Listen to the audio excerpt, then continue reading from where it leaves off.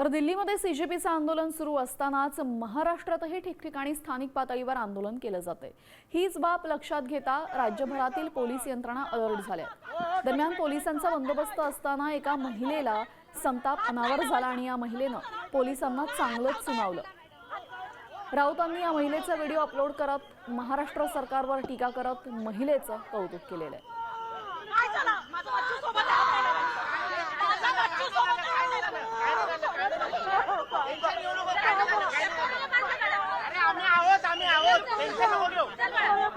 बाबू घाबरू नका।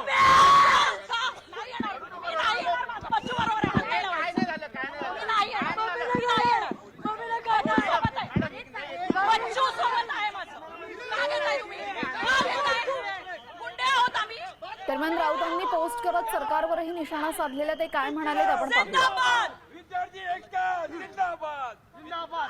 हो टच नाही करायचं।